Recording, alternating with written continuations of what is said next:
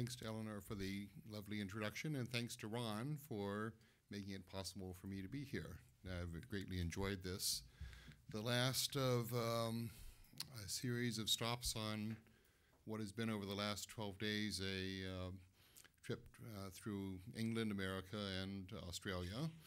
And quite happy to be in Perth and quite happy to be going home after this. But and as I started the trip, only 12 days ago, yeah, amazing, in a cab in London, I was talking to the cabbie and I was outlining my itinerary, and he said, no, England, back to the States, then to Australia.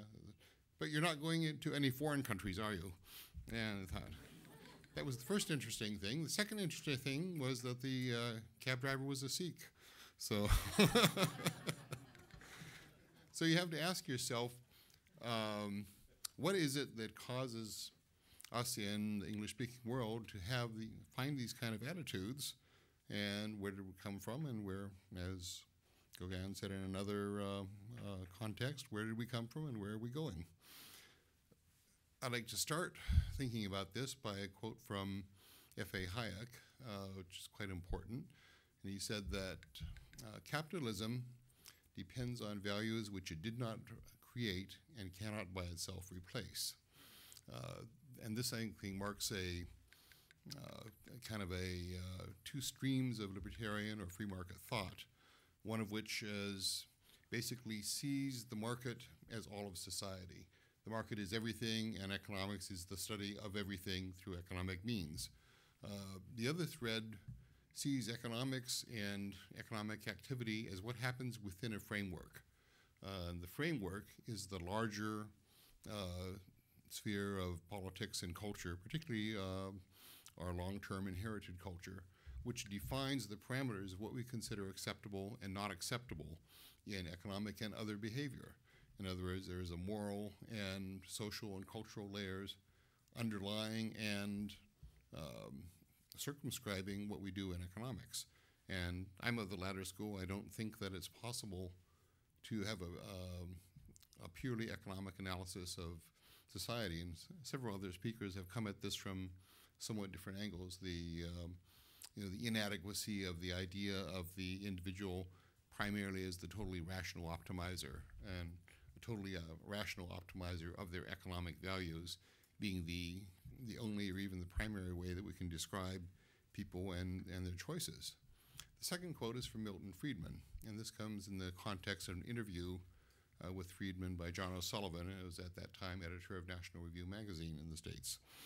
And John O'Sullivan said, why do you think it is that the freest and the most prosperous economies of the world among the large states are all English-speaking nations? And Friedman said, I've noticed that myself, but I don't have an explanation for it, and I would love to hear one. And that's a very valid question. It was quite correct.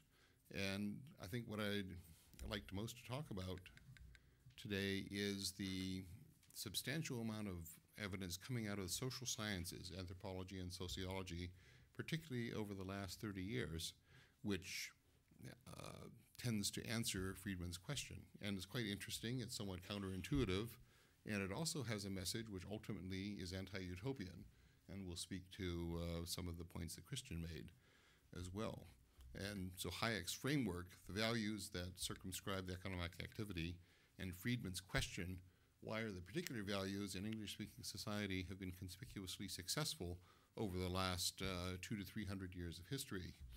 What is distinct about them, and what do they have to do with who we are and where we are going? Particularly, it's important to understand that for the last 100 years or so, our understanding of ourselves and society has been derailed by a line of inquiry which is fundamentally Marxist. Marx had several ideas which have been popularized so much and absorbed by people outside of formal Marxism itself that we don't even realize when we are proceeding with Marxist assumptions. One assumption is that basically humanity is uniform and that it has progressed in history through defined stages, and that every society has gone through all of these stages, or in the case of the ones that haven't developed beyond a certain point, will go through those stages at some form. And the second one is that Marx's idea of Western societies having gone through the stage of feudalism, and then the bourgeois commercial world, and then ultimately, as he predicts, it would then progress into the stages of socialism and pure communism. And this is a journey that in the past all societies have gone to certain points, and that everybody is destined to go through these points into the future. Although why then the Communist Party has to work to make it happen is not quite clear. But the stages theory has been generally accepted far beyond formal Marxists. The second idea is that there was a feudal to what we call modern or bourgeois society, capitalist society transition, and he laid out this picture of medieval society as having been fundamentally non-market, sustenance agriculture, non-market relations, marked by feudal obligations, the peasants sharing part of their grain with the Lord, self-sustaining estates which had almost no external trade, money being either in very low volume or absent entirely. In other words, the individual lived in what the socialist Tony's called a Gemeinschaft society, in which membership in the community was important to you, and the means by which you made your living were not important, except that you went through the traditional motions of peasant agriculture, or if you were a lord, you lived off of the peasant agriculture. Merchants were small and essentially irrelevant or almost irrelevant part of society through most of the Middle Ages. And then there was a medieval to modern transition in which people abandoned their folk communities, abandoned the primarily family-oriented community relationships of the medieval world, and became greedy, money-oriented, and individualistic, where they started to ignore their obligations to their families and their communities and began to live only for money, which was, according to Marx, a new stage. And this allowed capital accumulation, which then led to industrial takeoff. 30 years ago, a young academic at Cambridge University, Alan McFarlane, began the task of using the newly computerized property and land records of England, which were then all of a sudden available for the entirety to be massaged by computer data. I decided he would use this new capability to go back and determine exactly what point in history England went through the peasant to modern, the Gemeinschaft to Gesellschaft transition, because this, exactly when this happened was always a matter of debate among historians. So people would say, well, it was in the 1600s, no, it was in the 1500s, no, it didn't happen until the 1700s. And so he said, well, we can look at the property records and start to see when people started to sell their land more frequently, because instead of having this emotional attitude to your family owning the land and being part of this community, suddenly you started seeing the land as a commodity, that's something you could sell for cash.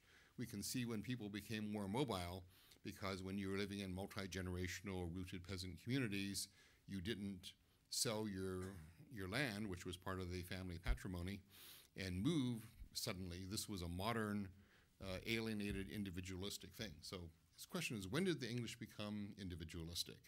Well, he went in and examined the records, and in 1977 published a book called The Origins of English Individualism, and he concluded that as far back as records could show, the English were always individualistic, and they had never been medieval peasants in the Marxist sense. This was quite revolutionary, and of course he was denounced as a terrible person by much of academia, but he persisted, saying, well, these are the facts, and here's the data. And what he showed was that land was always owned by individuals rather than families. It was always passed down by individual wills. There was no fixed pattern of inheritance except for with the upper class, which had descended from the Normans. The Normans had primogeniture, but this did not apply to most of society. That everybody was cash-oriented as far back as could be told. There were estate management manuals published in the 1300s, which showed very fine appreciation of profit margins and capital utilization and return on investment and such like, including lots of advice about how to sell land and maximize the price for it and how to identify where you might want to buy new land.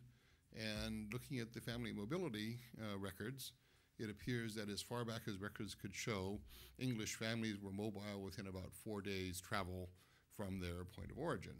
And as an American, that's interesting to me because 4 days' travel was about what it takes to go by car from any one point in the United States to any other now on the interstate highway system, and Americans tend to be mobile within those bounds. So the more you looked at English society, the more it seemed like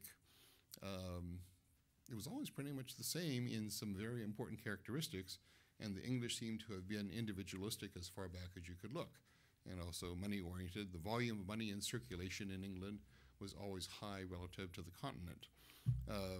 Going back further, Macfarlane's professor of history at Oxford, James Campbell, who is probably the greatest modern authority on the Anglo-Saxon state, wrote a work called The Anglo-Saxon State, which looked at the archaeological evidence, since we don't have much in the way of direct written records, looking at the Anglo-Saxon society, and discovered the volume of coined silver money in England was actually quite high in Anglo-Saxon times, probably 10 times the volume in circulation in comparable continental jurisdictions. That they seem to have been highly mobile. They had actually quite a bit of wealth, but they tended to go for portable wealth because they lived in wooden dwellings and didn't build stone dwellings very much, so they liked to be able to take their wealth with them.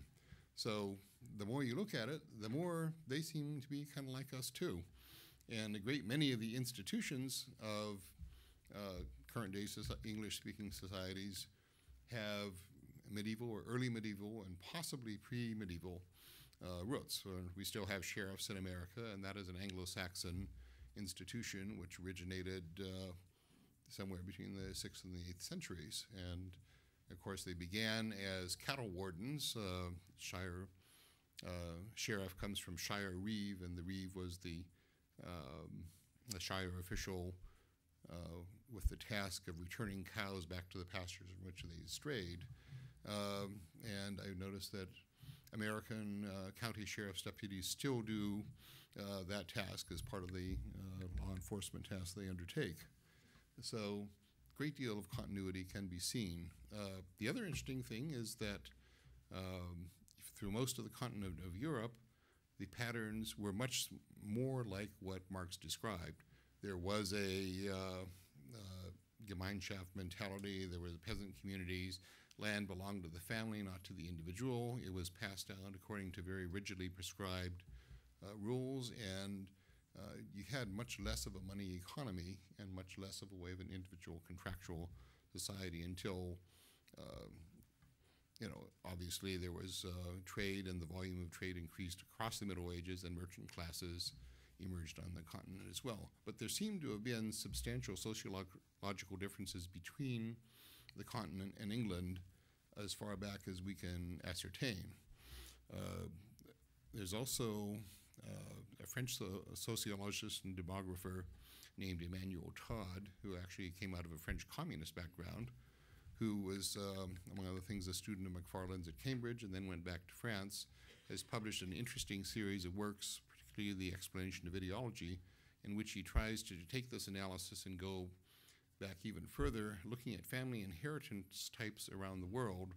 And he has a thesis that modern-day political attitudes and organizations in different cultures derive primarily from their family inheritance patterns, that English-speaking society, except for the Celtic fringe, was what he called absolute nuclear family, which always had